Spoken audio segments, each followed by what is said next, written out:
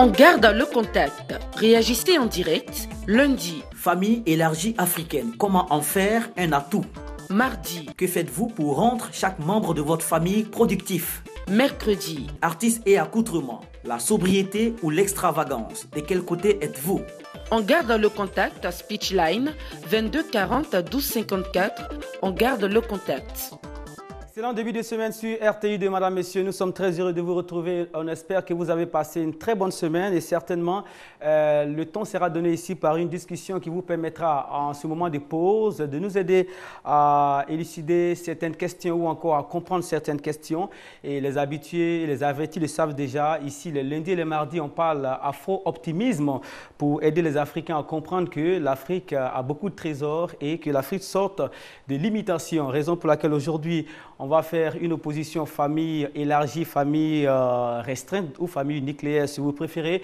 Pour en parler, nous avons ici des personnes qui sont vraiment ancrées dans la culture et qui sont à cheval entre les deux cultures parce que maîtrisant les deux formes de culture. À ma droite, c'est à votre gauche, Magis Boula Denerval. Magis, bonjour. Bonjour Mohamed. Vous êtes promoteur culturel et très intéressé par les questions de société et de culture ici en Afrique. Ben, tout à fait, nous sommes les fruits de la société.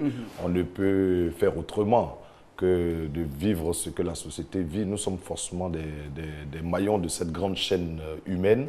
Et donc toutes les facettes de la société nous intéressent. D'accord. Mais le nom attire l'attention, Magis Boula Denerval.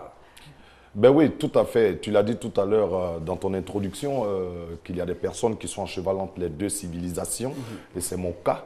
Parce que d'origine européenne et africaine, mon nom est français de souche, Magiste Boulard de Nerval. Mon nom c'est Magiste, mon patronyme c'est Boulard. Et comme vous le savez, la particule de Nerval que je porte est une particule nobiliaire de noblesse. Donc voilà un peu. Donc j'ai les deux cultures, celle occidentale et celle africaine. D'accord. Pour rappel, vous êtes un Cateron. Ça, c'est bien apprécié. C'est bien dit. C'est tout à fait juste. Merci beaucoup. Chérif Ahmed Seydina, vous êtes le fondateur de l'ICN, Institut des civilisations noires, qui est un établissement qui défend l'Afrique et qui aide les uns et les autres à venir investir et prendre les richesses de l'Afrique pour en faire de l'or. Justement, nous sommes surtout trouveuses en développement africain. Je pense que nous avons la solution ici, que l'Afrique peut se développer à partir d'ici, à partir de sa propre culture. Donc il faut que les jeunes Africains puissent comprendre cela. D'accord. Voilà. Ce n'est pas tout. Monsieur Ismaël Diop est avec nous. Vous êtes promoteur culturel, vous êtes le promoteur du Festival des 18 montagnes. Et on vous a par moments vu aussi au PANAF, en Algérie, là où toutes les cultures se rencontrent. La question de l'organisation de la société africaine vous intéresse aussi. Oui, bien sûr, parce que notre société était organisée de telle sorte qu'il n'y avait pas de maillon faible. La société africaine, c'était une société de protection, c'est-à-dire du père au fils, de l'oncle au neveu. Il y avait des thèmes qui n'existaient pas et ça nous a permis de nous développer dans plusieurs sens.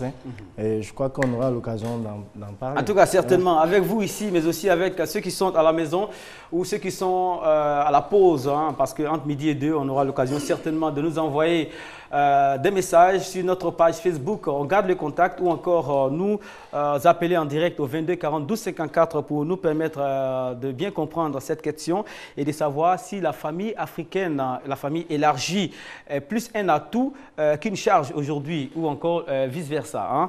Patrick Ndiakan, c'est celui qui nous amène à la découverte des pays tous les lundis. Aujourd'hui, la destination choisie, ça sera le Ghana. Ghana, d'accord. Voilà. Merci beaucoup. Et le décor est planté. On va déjà commencer par Chérif Ahmed.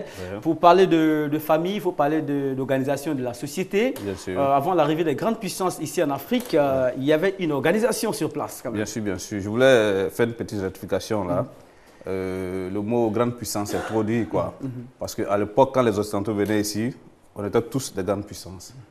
Parce que l'Afrique aussi avait atteint le même stade de développement que les Occidentaux quand ils venaient ici. Stade de développement. Stade de développement. Il y a des explorateurs qui l'ont dit, il y a aussi des scientifiques, des historiens qui l'ont dit.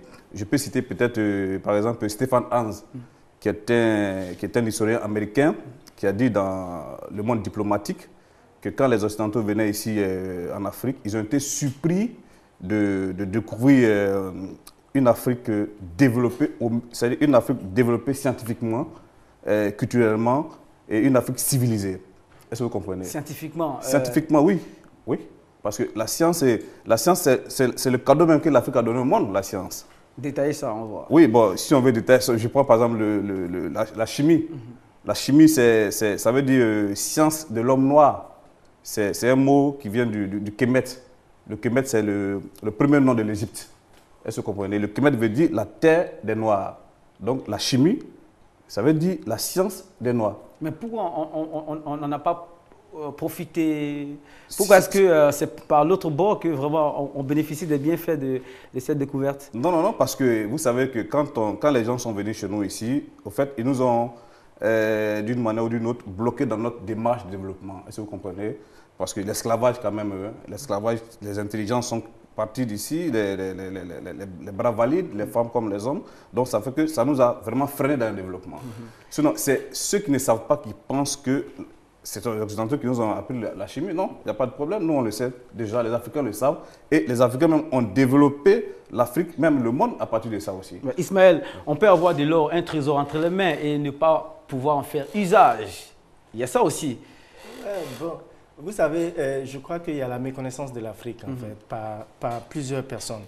Par exemple, quand on prend les élections, on a l'impression qu'en Afrique, il n'y a jamais eu de démocratie. C'est archi faux. Quand vous prenez le roi Biton Coulibaly, qui porte le nom Biton, qui veut dire association d'aujourd'hui, association qui veut dire État, parce que Biton, il avait plusieurs États dans son royaume et chaque chef d'État siégeait à la cour royale. Donc c'est une forme de démocratie. Et le kalafili, comme on l'appelle, qui est les élections en malinké, ce mot existait bien avant que les Européens n'arrivent en Afrique. Hein.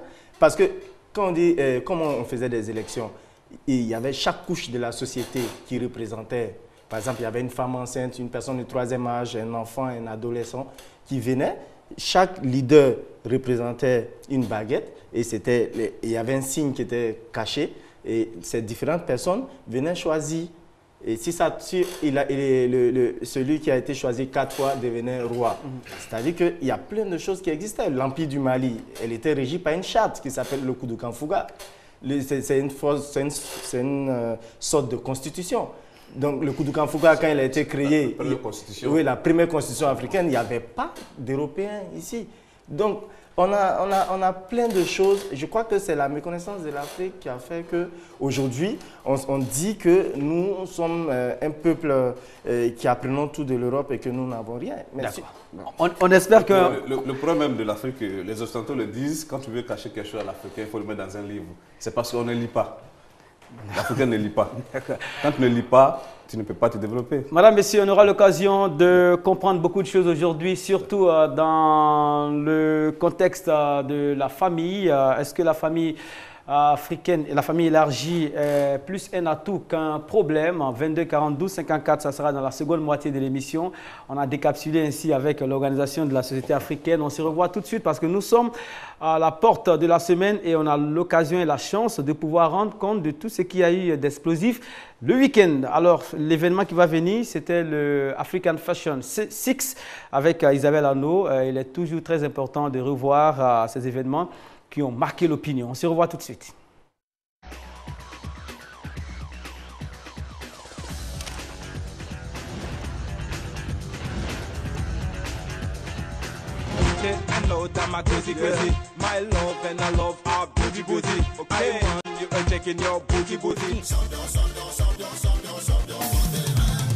Je suis Fatou Ano, je fais partie de l'organisation.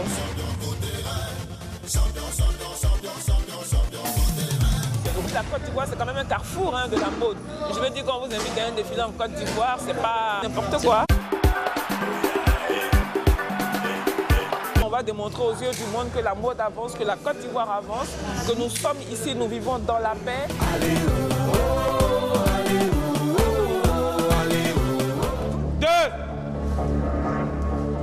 Tu viens directement. Retour, tu poses pour le prendre comme si c'était le défilé qu'on était en train de faire. D'accord? Et je ne veux pas voir les gens arrêter là. Ouvre les yeux, mets-toi à l'aise. c'est choc, c'est come off. We love it. Un tout petit peu stressé, mais je sais que ça va bien se passer. Mais on a toujours le trac. Même pour la millième fois, on aura une millième fois de trac. Donc la collection, c'est un peu ça. Hein. C'est un peu ça. C'est tout ce qui est paillettes, c'est tout ce qui est strass. En fait, c'est tout ce qui illumine véritablement les nuits. Ce qui est extraordinaire, c'est que dans la mode, personne ne prend la ligne de l'autre. C'est pour ça qu'il n'y a pas de concurrence. C'est le son là qui va tuer. Tu ne veux pas, tu vas danser. Danser, non mais tout se passe bien en général, on est bien organisé, tout va bien se passer. Bon là c'est la collection La Paix avec Cora Création. L'état d'esprit c'est bon, le moral est bon. Je pense que ça sera très bien plus défilé. Afrique Fashion Show est un concept qui depuis quelques années est devenu la plateforme africaine par excellence d'expression des acteurs de la mode, du textile et du vêtement.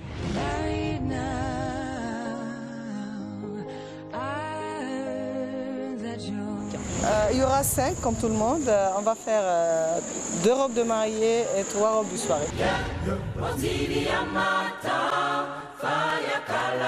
Mais comme vous le savez, un défilé de mode, c'est beaucoup de pression. Vas-y. Et donc la pression, elle est permanente en fait. Quand on veut une tenue de qualité, il faut se prendre le temps de se l'offrir. Voilà.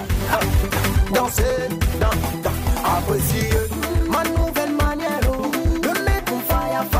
Mais si je chante, c'est pour mettre la fire. Il y a plus de monde parce qu'on avait du mal pour l'installation et on est content.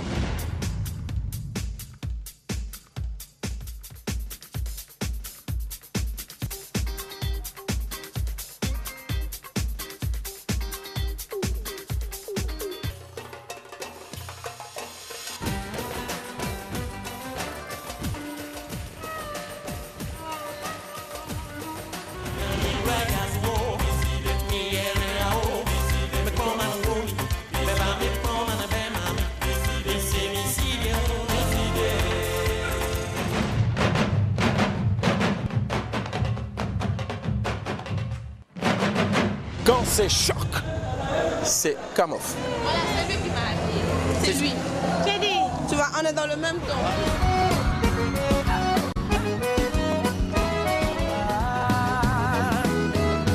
Nossa, assim você me mata. Il y a toujours des imperfections, il y a toujours de petites choses. On se dit on aurait pu dire ça, on aurait pu dire un peu plus par rapport à un tel, par rapport à un autre, mais bon. Les mannequins étaient magnifiques. On est content d'être là, merci en tout cas. Content de la soirée, content de l'intégrité de la paix, content surtout de Madame Bédi à côté de Madame Ouattara, ça c'est une paix retrouvée. C'est l'image de la que j'aime, que j'ai vue. C'est un plateau important pour la mode africaine et ivoirienne en particulier et nous en sommes très fiers. Je ne pouvais pas ne pas accéder à sa demande de porter son vêtement et j'en étais très fier. La preuve, le public a super bien réagi lors de mon apparition dans sa tenue traditionnelle. C'était une soirée sublime qui a réussi à réunir du très beau monde. J'ai de belles images et puis j'ai le son qui est bon. Et déjà pour moi c'est déjà une réussite. On a géré en 2 heures de temps, on est arrivé à faire un très beau spectacle. C'est bien terminé avec Mewe. Je ne peux que dire Dieu merci. Voilà, Afrique Fashion Show 6, Patrick Ndiaka, vous étiez sur place. Oui, dans les coulisses, sur le plateau, en tout cas dans tous les endroits, tous les recoins de ce spectacle. Quel professionnalisme, Mohamed, je vous assure. Professionnalisme à tous les niveaux par rapport aux acteurs, même les téléspectateurs, les réalisateurs. En tout cas, tout le monde était à sa place, tout le monde assuré comme il fallait. Et je peux dire que nous tirons le chapeau à Isabelle Hanno pour ça. Alors, c'était l'avant-dernière édition, hein, oui, en 2011. En 2011.